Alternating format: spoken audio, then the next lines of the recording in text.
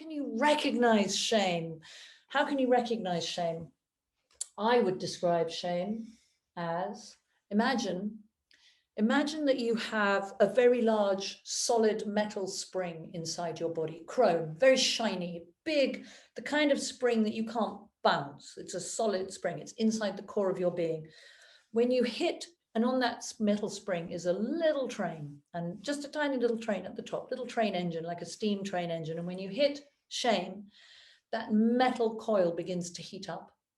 And as it begins to get red hot, that little train starts moving down into hell, and you start putting carriages on it. So the minute you get triggered because somebody said something, or somebody made a comment, or somebody didn't say something, or somebody looked at you in a funny way, or you can feel it starting, the red hot. It's like pouring petrol inside yourself and then setting yourself on fire, and you add. So you might start by saying, oh God, you can feel it. You don't necessarily say it. You can feel it happening. You contract, you compress, you get very, very red, burning red inside, like being cheese grated inside once you've been set on fire.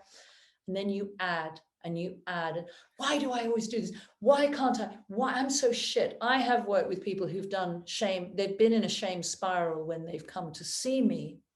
And I've done a written download, and I have done 7 pages of written download of people in a shame spiral, of the stuff they're telling themselves, because we are vile to ourselves. So when you're fanning the flames by, I'm so shit, why am I so fat, why did I eat those biscuits, I shouldn't have done that, I should cut it off with a knife, I fucking hate myself.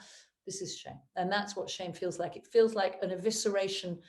It isn't an evisceration, because that's what you want to do, is you actually want to eviscerate yourself to get it out. That's why we would self-harm or cut or purge or binge in an attempt to suppress the pain. What would you say a shame spiral felt like? Because I know you have experienced them. Yeah. For me, when you were saying that one, it's not a specific one that I've actually had. I imagine myself going into a vat of tar, and I can't breathe, but I'm becoming more and more contracted. It's coming out my ears, and I want to scratch at my face so that it comes out through my cheeks, through my chest, and it's utterly suffocating. And all I can do is return into a ball. So you fold. In that instance, I'm a folder. I am also the others. But that, when you were talking about that, when you were explaining the spiral, your experience, that was that for me.